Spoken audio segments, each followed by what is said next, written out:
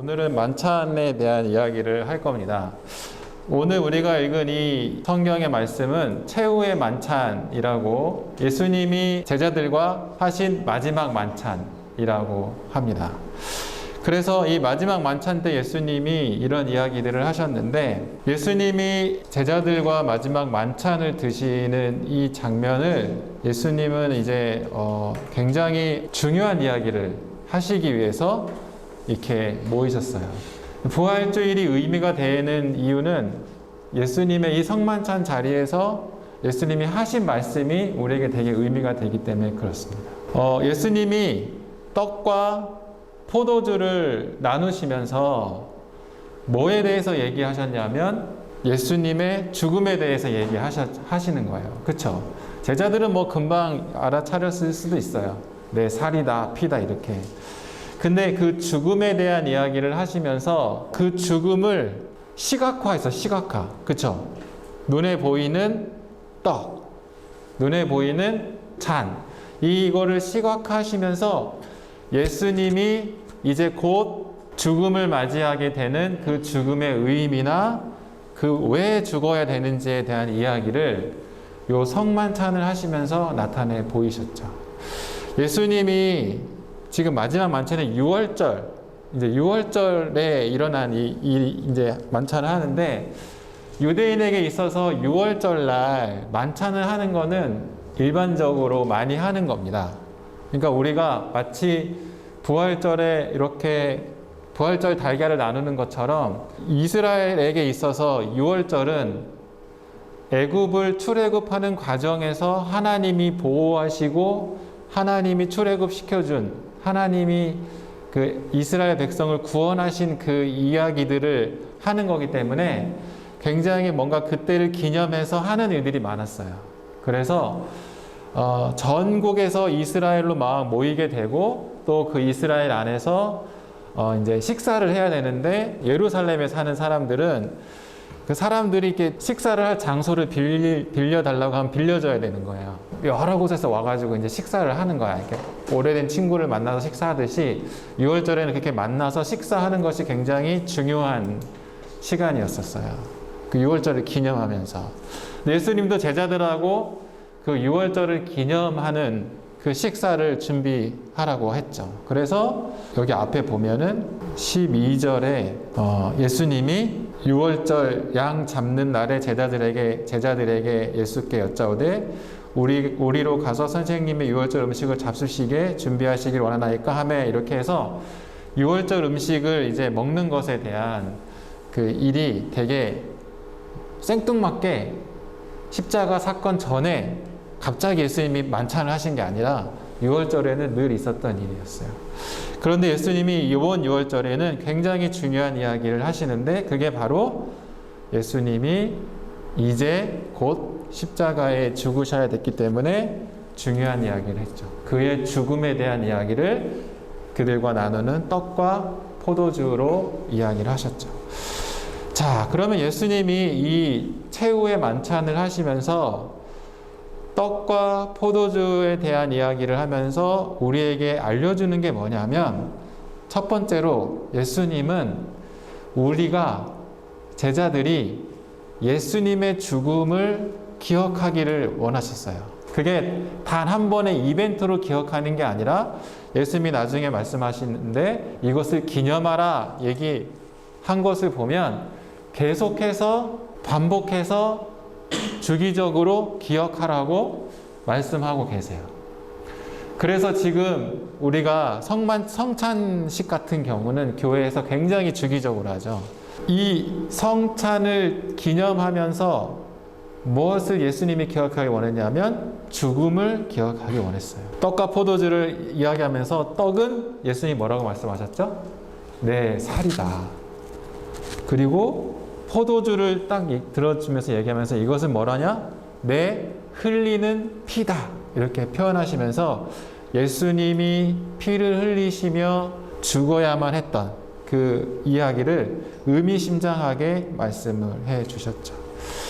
이 떡과 포도주가 그냥 상징적으로 그냥 내 살이고 피다 이 정도 수준이 아니라 떡과 포도주가 예수님의 죽음으로써 그의 제자들, 그리고 앞으로 이 성만찬을 기념하는 모든 그리스도인들을 대표하여 흘리는 피, 그리고 주어진 몸을 대표한다라고 하는 거죠.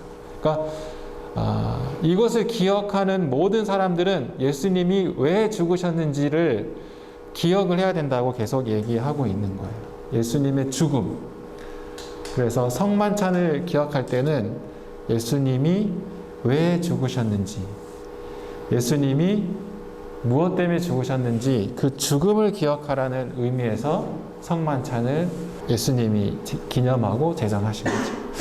그러면 그 예수님의 그 죽음의 목적, 두 번째 예수님이 말씀하고 싶은 건 그 죽음의 목적에 대해서 우리에게 알려주고 있는데 너무나 잘 알죠. 예수님이 사실은 피를 흘리심으로 십자가에 죽으심으로 우리와 어떻게 하냐면 새 언약을 맺었다고 해요. 새 언약.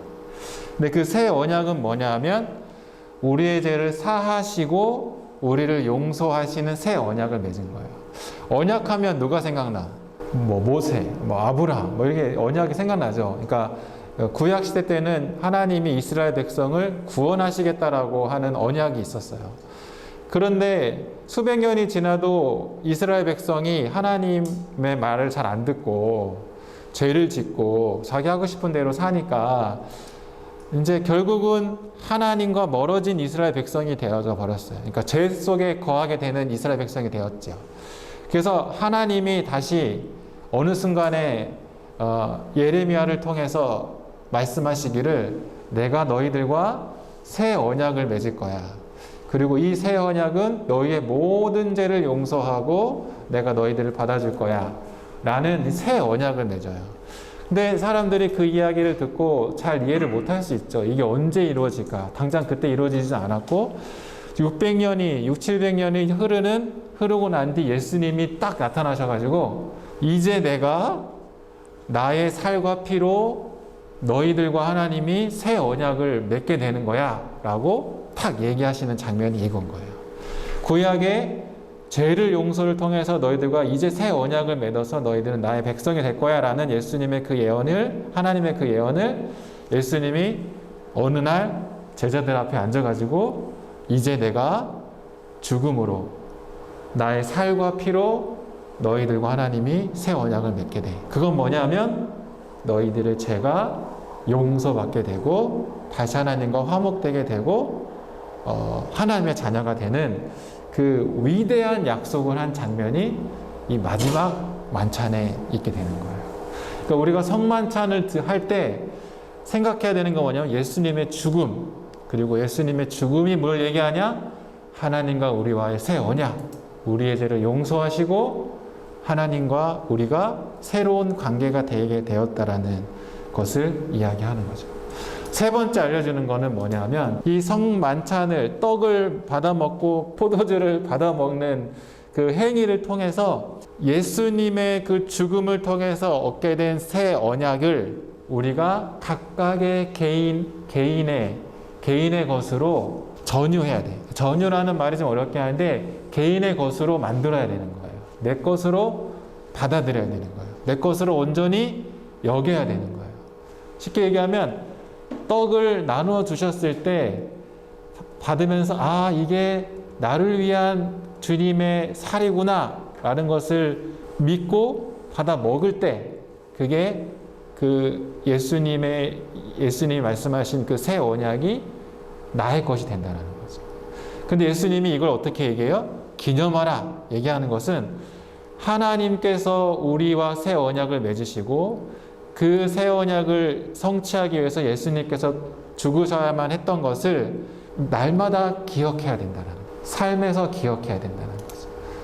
그래서 우리의 기억이 희미해질 때쯤 아니면 우리의 그 감격이 희미해지지 않도록 주기적으로 성만찬을 하면서 하나님과 우리와의 새 언약들을 기억하게 되는 그것이 바로 성만찬이 주는 이유입니다.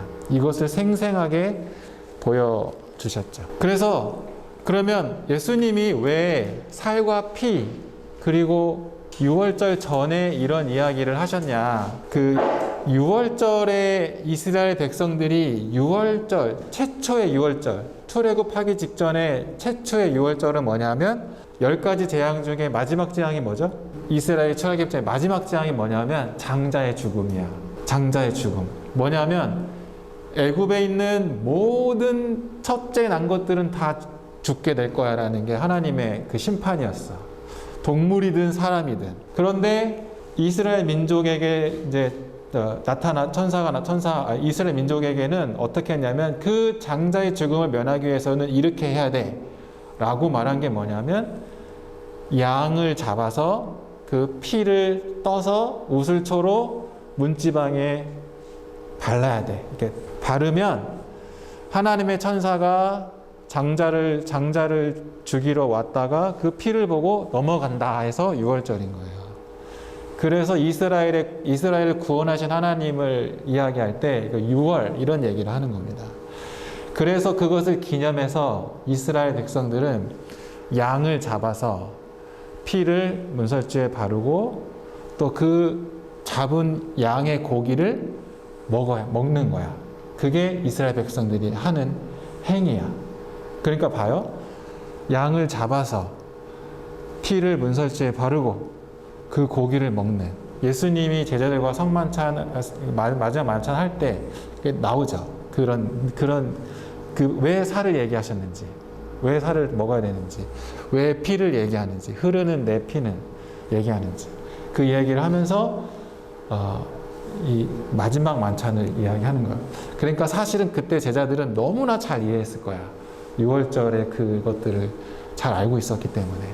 그래서 이 이야기를 하면서 굉장히 선명하고 뚜렷하고 극화를 해가지고 이 만찬을 계속 기념해라 라고 우리에게 부탁을 하신 겁니다. 예수님은 그렇게 만찬을 제자들과 나누시고 나서 희생제사로 잡혀가셔서 십자가에 죽으심을 맞이하게 되죠. 그래서 그가 6월절에 잡는 양, 어린 양의 희생제사처럼 제사가 되어져서 온 백성, 온 인류의 죄를 다 가지시고 십자가에 죽으시는. 그리고 제자들은 그것을 기억하면서 성만찬을 하셔야 되는 그 일들을 하시게 됐다는 거죠. 이게 우리가 날마다 기념하는 성만찬의 이야기입니다. 우리가 그래서 그 성만찬을 나눔으로써 우리는 뭐냐면 한 하나님 아래 한 공동체이고 한 하나님을 통해서 구원받은 공동체이고 한 하나님을 통해서 새 언약을 맺은, 용서를 받고 새 언약을 맺은 공동체라는 의미에서 세례를 받은 사람들이 함께 떡을 떼고 함께 포도주를 마심으로 우리가 예수 그리스도의 죽음으로 새 사람이 되었구나, 하나님과 함께한 사람이 되었구나 라는 것을 우리 안에 기억하게 되는 거죠. 예수님이 유일하게 제정하신, 그리고 계속해서 기념하라고 하신 것이 바로 성찬이거든요. 이것들을 우리가 오늘 성찬식을 하는데 잘 기억하고 기념하는 오늘 성찬식이 됐으면 좋겠다 생각을 합니다. 십자가 앞으로 나아갑니다. 새 생명 주시